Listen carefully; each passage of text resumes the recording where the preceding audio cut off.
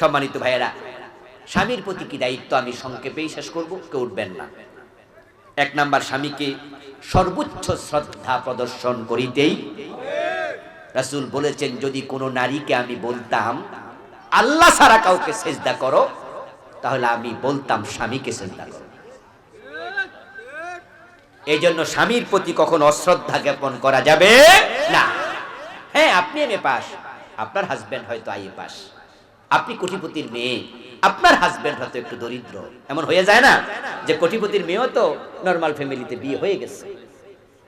হয়তো কোনো কারণে আপনি ভালো লেখাপড়া করেছেন, আপনার হাজবেন্ড করেনি, কিন্তু আপনি এখানে এসে স্বামীর উপরে স্বামিত্ব দেখাবেন না, আপনি এখানে তার স্বামী হয়ে বসবেন না। অনেক নারী আছে কথায় কথায় স্বামীকে হাও করে, বরং দাসের মতো আচরণ করে। আমি তাদেরকে বলবো, বোন, তোমার স্বামীকে দাস বানিয়ে তুমি দাসের স্ত্রী হইও না, তাকে রাজা বানিয়ে তুমি রানী হও। কারণ স্বামীকে তুমি দাস বানালে তোমার পরিচয় হবে দাসের বউ, আর স্বামীকে তুমি উপরে তুলে দাও, রাজার জায়গায় নিয়ে যাও, তোমার পরিচয় হবে তুমি রানী। এই জন্য আমার বোনেরদেরকে বলবো, আমার বোনেরা, স্বামীকে সর্বোচ্চ সম্মান প্রদর্শন করুন। দ্বিতীয় হক হচ্ছে স্বামীর, যে স্বামীর আনুগত্য করবেন। আল্লাহর হাবিব বলছেন, সেই স্ত্রী হচ্ছে সেরা, স্বামী যা বলে সে তাই শোনে। সুবহানাল্লাহ। রাসূলকে প্রশ্ন করা হয়েছিল, আইয়ুন নিসায়ে খায়রুন, সেরা নারী কে? রাসূল বলছে, যে স্বামীর কথা শোনে। তবে স্বামীর অবৈধ কোনো আদেশ শোনা যাবে না। স্বামী যদি বিয়ের পর দিনে কয়, এই শোনো, একটু সেজে গুজে রেডি হও, মোটরসাইকেলের পিছনে নিয়ে এলাকায় একটু ঘুরবো, মানুষ দেখুক না আমার বউ কত সুন্দরী। এমন কিছু স্বামী আছে না, বউ লইয়া কমিউনিটি সেন্টারে যায়, নিজে বউকে মেসিং করে করে লিপস্টিক দেয়া, আলকাতরা দেয়া, যা শাড়ি জামা পরা সব পরে কয় মাশাআল্লাহ হেব্বি, চলো। এখন পাবলিক দেখতেছে, আস্তাগফিরুল্লাহ। কি রে ভাই, তোমার বউ পাবলিকের কাছে কি ভোগপণ্য হলো? নিজের বউকে সাজিয়ে গুজিয়ে ছবি তুলে ফেসবুকে ছাড়ে, এমন কিছু স্বামী আছে না? ওরা আজকে স্বামী, আখেরাতে কি হবে? আসামি হবে, আসামি। এটা করবেন না, কখনোই করবেন না। স্ত্রীরা স্বামীর কথা শুনবে, কিন্তু অবৈধ কথা শুনবে না। স্বামী যদি এটা বলে, বউ বলে দেবে, সরি, এটা তো ফরজ পর্দা, আমি এটা লঙ্ঘন করতে পারবো না। 3 নাম্বার, সতীত্বের হেফাজত করতে হবে। 4 নাম্বার, স্বামীর সামনে সর্বদা হাসি খুশি থাকা, এটা স্ত্রীর জন্য দায়িত্ব, এটা স্বামীর হক। অনেক বউ আছে গোমরা মুখে থাকে, অগোছানো থাকে, যার কারণে স্বামীরা পরকীয়া লিপ্ত হয়। বউয়ের দায় আছে, কারণ স্বামীর সামনে সাজে না। বাজারে যাওয়ার সময় আয়নার সামনে 30 মিনিট সাজে, অফিসে যাওয়ার সময় 15 মিনিটের নিচে সাজে না।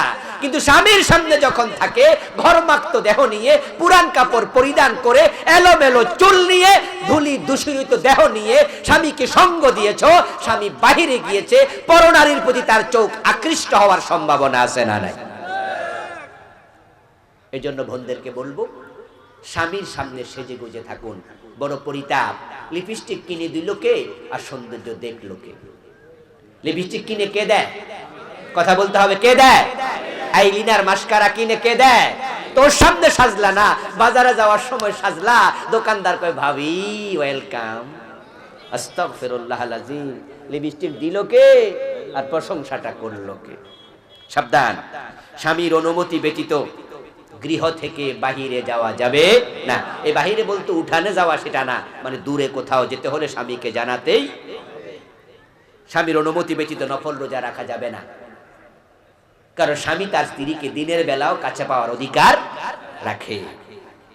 স্বামীর প্রতি কৃতজ্ঞ থাকা, স্বামীর অনুমতি ছাড়া তার টাকা পয়সা খরচ করা যাবে না। অনেক মেয়ে আছে বিদেশ থেকে তার নামে স্বামী টাকা পাঠায়, আর বেটি আল্লাহর হস্তে সবাই রে বিলিয়ে দেয়, বাবারে দে, বাইরে দে, স্বাস্থ্য ভাই, খালতো ভাই, সব দে।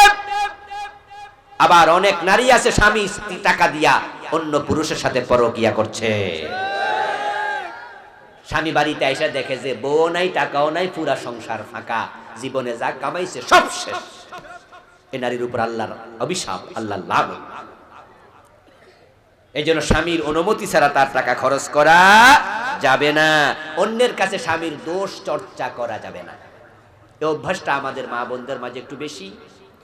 স্বামীর দোষ দেখলে বাবার বাড়িতে আইসা ভাবির কাছে কইব, মার কাছে কইব, গোল হইয়া সবার কাছে স্বামীকে নিয়ে দোষ চর্চা করবে। তোমার জামাই ভালো না, আমি এই করে ও করে। এরপরে মা যদি বলে তাহলে তোর জামাইকে আমি বলি, না না মা বলিও না।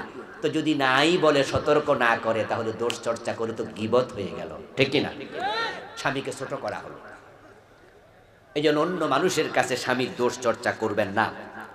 স্বামীর আরেকটি হক হলো, পুরুষ মানুষ মেজাজ সবসময় একরকম থাকে না, তাই কখনো খেপে গেলে, রেগে গেলে ধৈর্য ধারণ করতেই হবে। যেই সংসারে স্ত্রী ধৈর্যহীন, ওই সংসারটা ব্যাটল ফিল্ডে রূপ নেয়। যেই সংসারে মারামারি দেখবেন, ওই সংসারে বুঝতেই হবে একজন না একজনের ধৈর্যহীনতা আছেই। এই জন্য সংসারে সুখ চান তো বোন, আপনি ধৈর্যওয়ালা হয়ে যান। মুখের মাঝে পানি ঢুকায় রাখবেন স্বামী যখন বকবে, পারছেন না তো সহ্য করতে, এমন ব্যবহার স্বামী করে, আপনাকে অনুরোধ করব তখন মুখের মাঝে পানি ঢুকায় রাখবেন, ফেলবেনও না, গিলবেনও না।